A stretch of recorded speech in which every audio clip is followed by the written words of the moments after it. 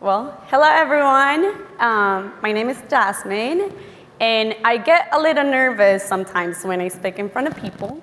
So sometimes I'm going to be looking at my cards because it helps me with my nerves. But anyway, so I'm here to tell you a little bit about myself.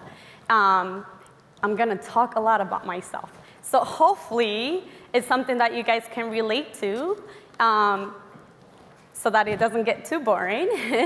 And I think it's going to be important, and hopefully you'll relate to it, because at around your age, I had a big change in my life, and it was a big challenge, and it helped me become who I am now, and helped me figure out like my life choices and make some choices along the way.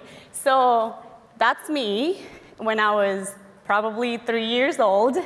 And I was born in a beautiful country in South America called Colombia. Has anyone heard of Colombia before? Yeah, I see a lot of hands. Was anyone born in a different country?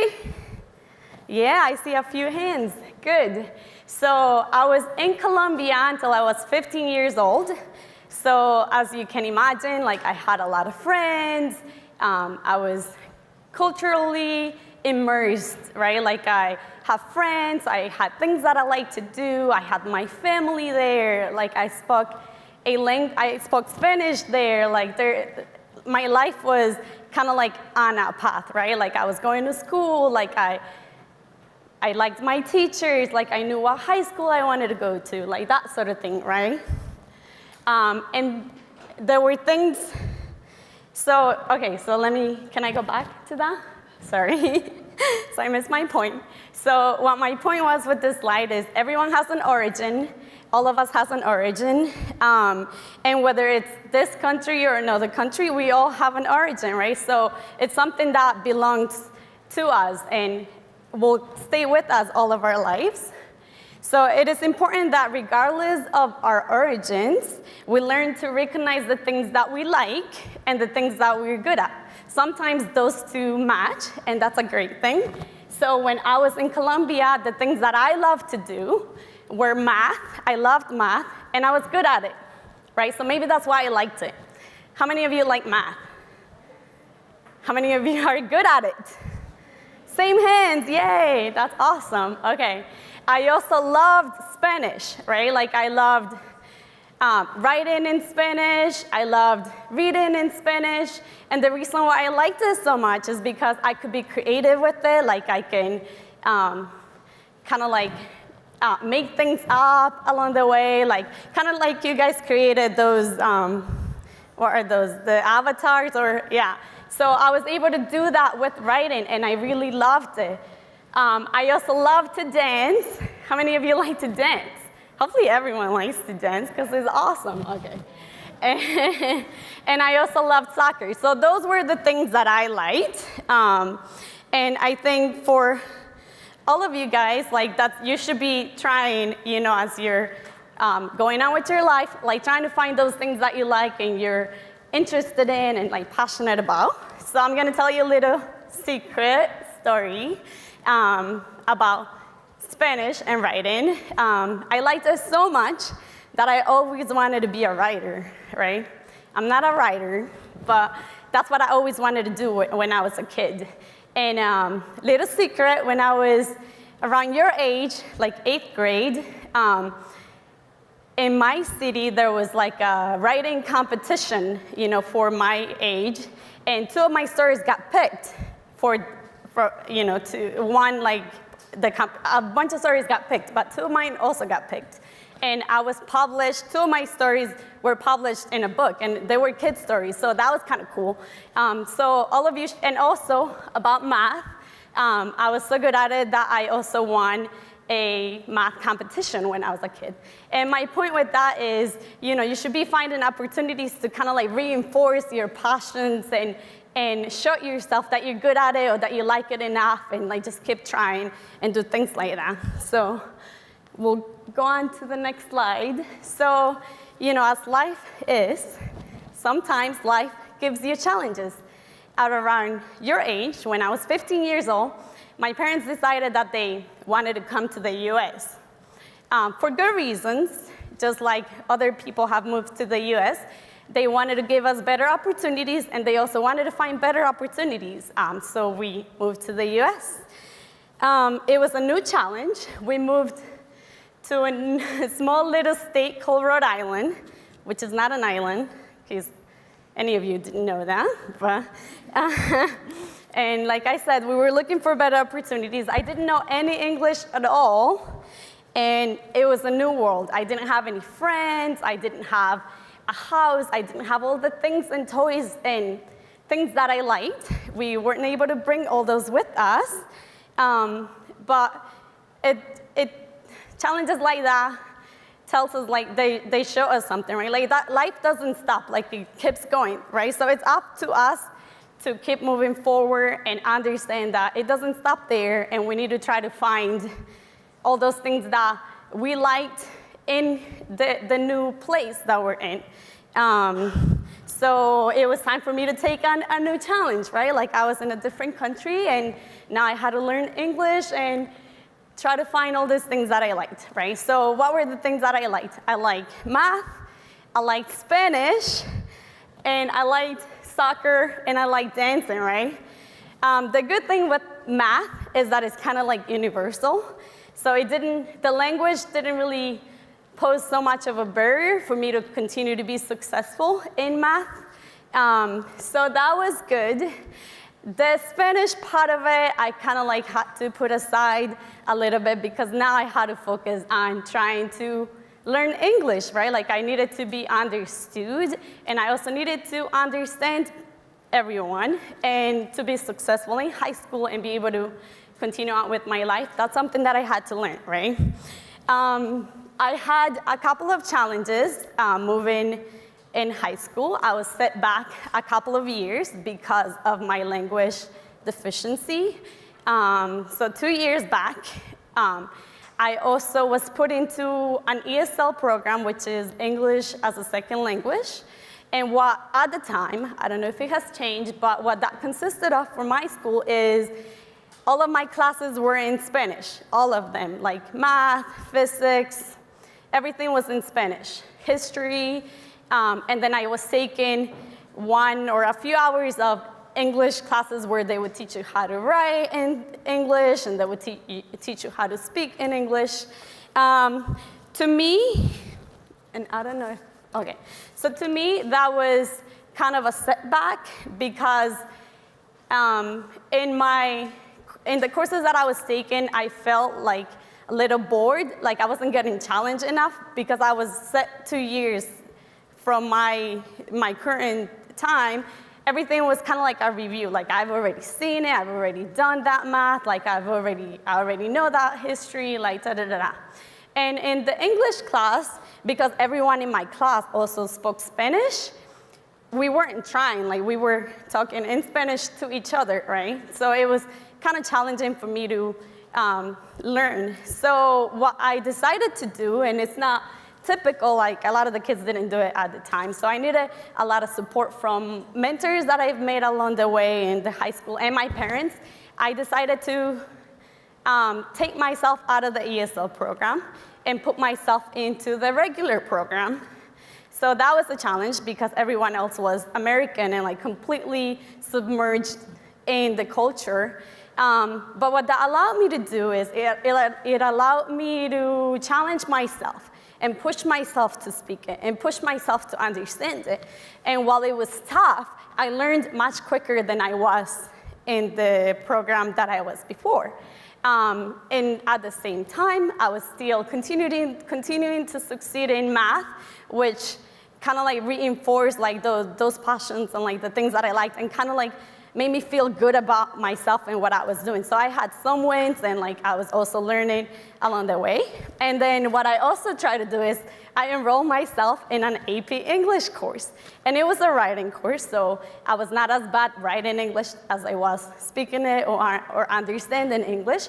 But it was like an additional challenge that I was hoping would help me get better with English easier. I also started working a summer job at a store, pharmacy store, to try to like talk to people a little bit more. So that's what I do. So that's how I took on my challenge. And while it was not easy and it was hard for me to make friends because of the language barrier, it helped me, like push me along a little bit further and helped me learn a little bit faster. So, you know, I have there, like on the slide, take risks. They're often great teachers, and you know that risk was a great teacher for me. So take chances and just move forward. Sometimes life throws you a curveball, but you just got to roll with it and try to make the best of it. And you know what I also try to do to try to immerse myself in the culture a little bit more is I try to find people who had the same interests as me or hobbies as me. So I started playing soccer in school. I found friends that were also into soccer. And then I also found friends who enjoy dancing and enrolled in dancing classes and stuff like that. So that helped me in like the social and lifestyle aspect of it. So that's good. So that's the take from that slide, like take risks, and often you'll learn a lot from it. So I went to high school. So I graduated high school, and all my hard work kind of like paid off. I graduated valedictorian, and I had to give a speech in front of a lot of people like I'm doing now, which was terrifying. And I didn't know hardly as much English as I know now, so it was even worse. But it was, you know, a great experience. I had a lot of mentors that encouraged me to apply to college. I didn't even think that I could get accepted into college. I was in the JROTC in school, so I thought, you know, maybe I'll just go to the Army, and then afterwards we'll see where that takes me. But not that going to the Army is bad, but I had people that were telling me, no, you have other choices, and you know, it's the Army really where you want to go, or do you want to go to school? So they encouraged me to apply to some of the best schools in the nation, and I was actually accepted to a few of them, more than one, which was very surprising to me. So I attended Brown University, and you know, that had its own challenges, but I don't want to get into those challenges anymore. Maybe I'll tell you guys about that another time. But what I do want to tell you is about a great opportunity I had while I was going to Brown University that was so impactful for me that it basically decided what I wanted to do with my life and you know, what I wanted to do for a living. So I had the opportunity in 2007, so 10 years ago, to go to France for 3 months, right? Like exciting, like who doesn't want to do that? So I went to France and I spent 3 months in a little town on the west side of France, kind of like on the borderline between France and Germany. The little town is called Strasbourg, France. And what I was doing there, so I was in France, and I was living with a French family, so that gave me the opportunity to kind of learn more about the French culture, their food, what they do, their daily activities. But at the same time, I was also working for Strasbourg University, and what I was doing there is so their work that they were trying to do overall is they had a bunch of really important sculptures that they were trying to map into 3D space, three-dimensional space, to make a virtual museum. A virtual museum that anyone from any country, any part of the world, can go into and navigate it to see all of the little details of the sculptures and see everything that like the museum had to offer without having the need of going all the way to Europe. Because a lot of us don't have the resources or the means to travel to another country to go to the museum. And if we're interested in history or art, we may want to be exploring those sculptures or those museums, right? So the collection that we were looking at was very, very important because it was a collection of Greek statues from the 19th century, and they were discovered from archaeological excavations in Greece. And it was considered one of the most brilliant collections in Europe. So it was very important, like this work was very important. And it was also important because as these statues degrade, you want to be able to have like a good model of what they looked like, right? For people even in the future, like even years and years after us that may want to learn about this history or this art or be able to access these sculptures. So it was a really meaningful, engaging project, and I was very excited about it because it was the first opportunity that I had to actually use some of like the things that I had been learning in school in the real world.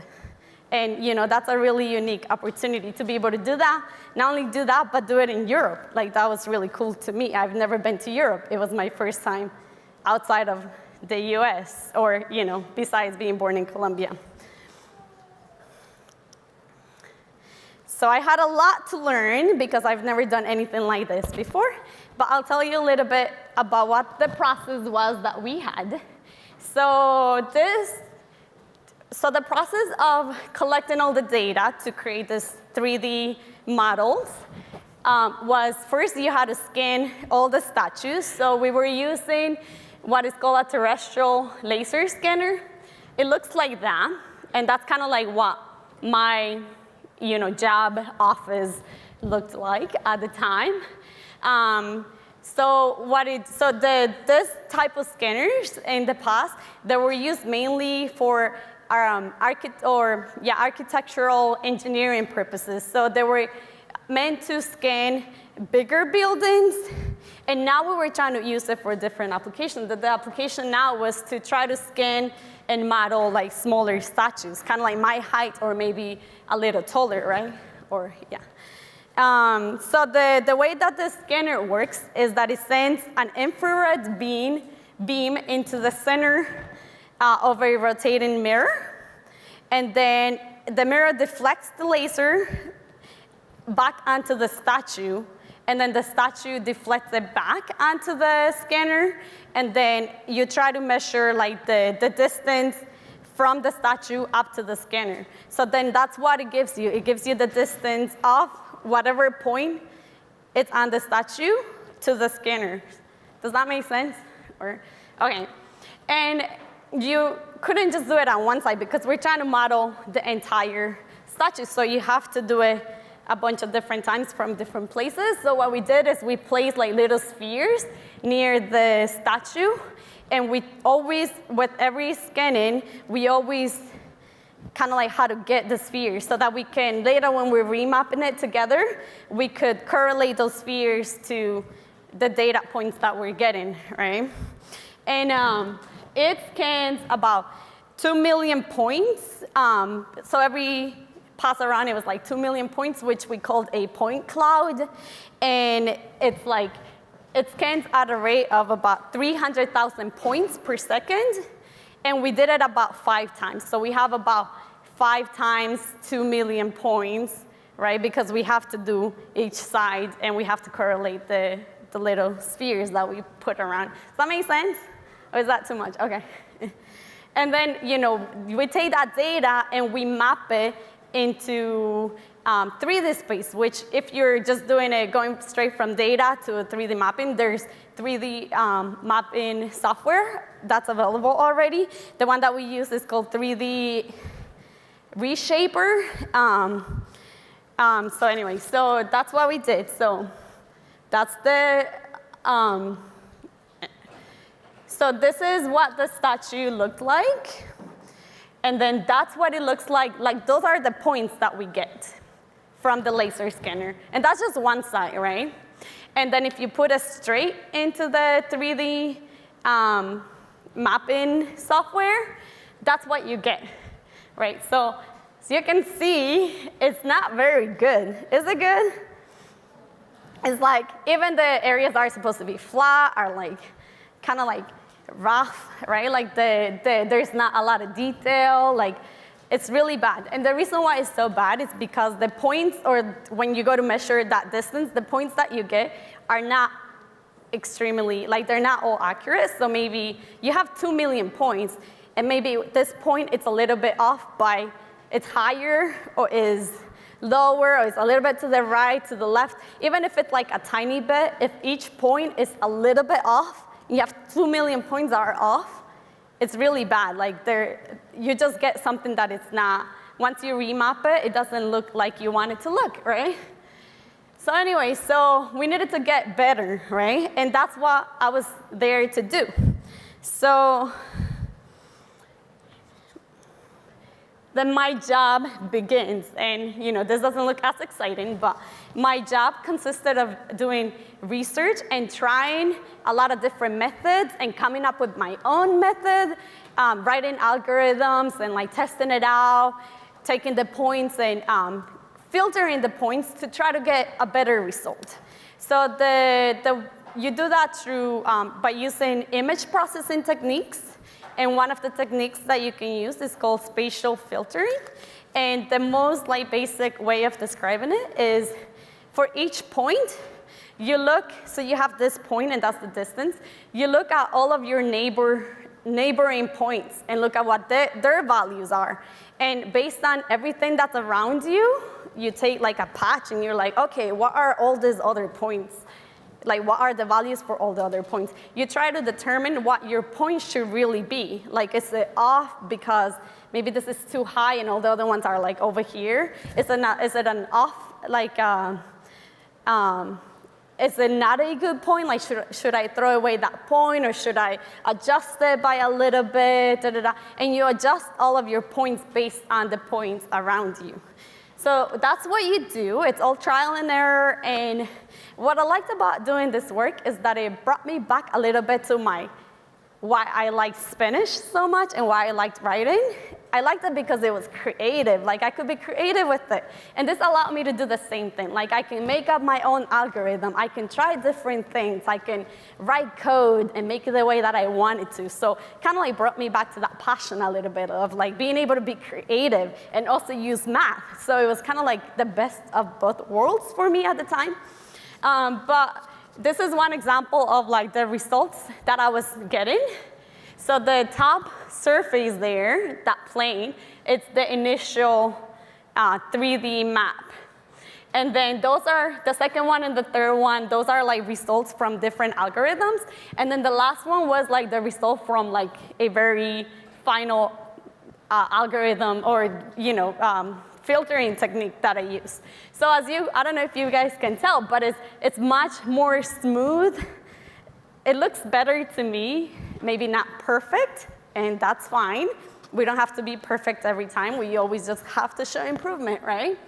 And I'll show you more results. So this is what it looked for that pinnacle. This is what it looked like before, and this is what it looked like after the filtering technique that I was using, or the one that I came up with, right? Like it's much better, like the holes have been filled, there's a little bit more detail, right? And that's like a leg, and you can see it's much better now, right? Like I see improvements, but it's not perfect, but it's better. And that's in 2007, right? So this is what it was initially, and that's after I applied the filtering technique, right? So that's in 2007. I want to show you guys. So in 2007, like I said, they're not perfect, but it was a leap from what we had started with. And I was able to contribute to science by bringing the technology one step forward, which was great. So now in 2017, here's what we're able to do, right? So this is the Smithsonian National Museum of Natural History. There's also a virtual museum for here. You're able, look at the detail of the elephant. You're able to navigate. You're able to look at all the little details of like the elephant. You can do that now, right? So it's things like that. Even though you didn't get it perfect, you bring your technology one step forward, and then other people can take on that technology and make it so much better 10 years later.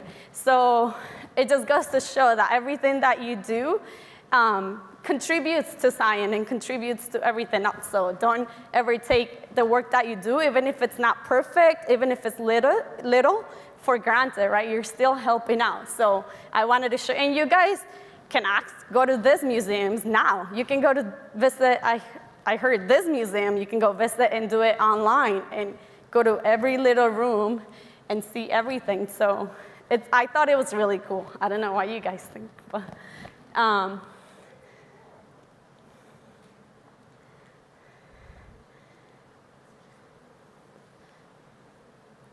Anyway, so it's so much better now. I didn't get it to this stage, but I feel like I contributed just a little bit. So anyway, after that, fast forward a little bit more, I graduated from college, and I got recruited into a leadership program for Toyota. It was a rotational program, so I had the opportunity to do manufacturing engineering, plant engineering, quality engineering, and I learned a ton. I learned a lot about that field, but it never felt quite right. Like, I always remember back to that 2007 experience that I had, and I wasn't as passionate about quality and plant engineering and manufacturing engineering as I was doing this other project, like working with image processing, being creative, writing my own code, like seeing something, like being able to visualize like the things that I was creating. So what did I do? I quit my job and I decided to go back to school and pursue what I was truly passionate about. So the point of this is, even if you choose wrong one time, you can always change your path, and don't get discouraged by that. You'll learn from every experience, whether it's bad or good, and you can always go back and do what you're very passionate about. So I quit my job, and I went back to Santa Clara University, and I got my master's degree in digital signal processing. So for those of you that don't know what that is, if you've used Snapchat, or Instagram, or Photoshop, or Siri, that's all digital signal processing.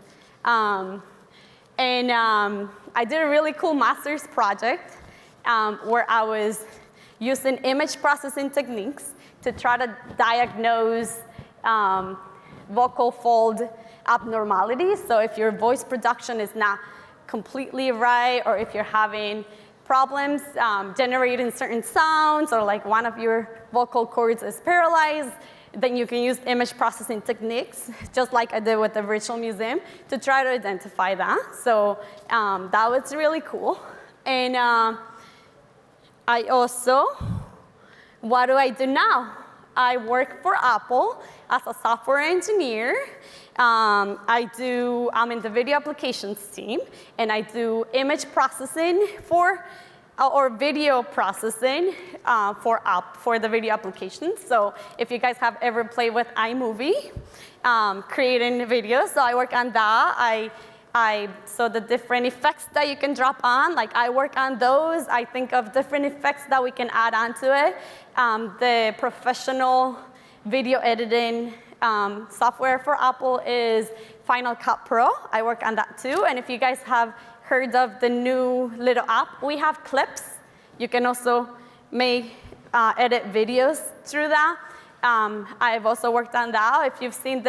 If you parents or if you guys have an iPhone and if you've seen Memories, where it creates videos for you, it uses video processing and computer vision to try to come up with the best images, select the best images or videos to put on your clip to create a story. I work on that too.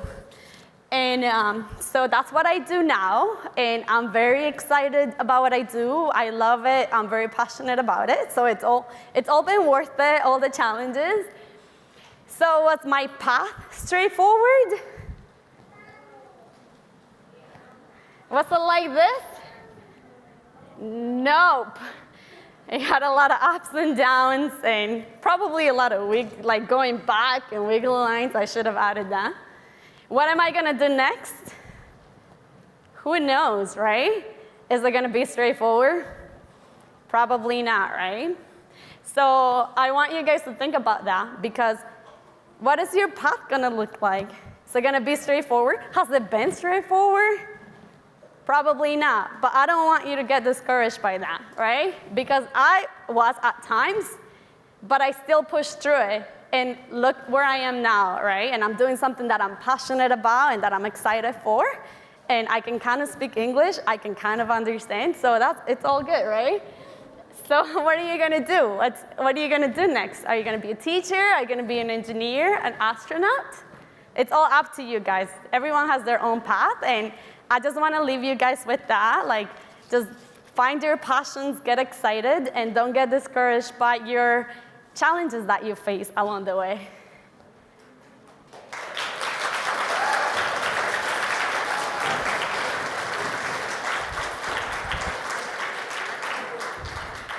Wow, that was like such an awesome talk. So thank you, Jasmin, for your speech. It was amazing. And now we're going to open it up to questions. So who wants to go first? We also have a mic on that side of the room. So if you have any questions for Jasmin that you want to ask, please just raise your hand and we'll come over to you so you can ask. Yeah.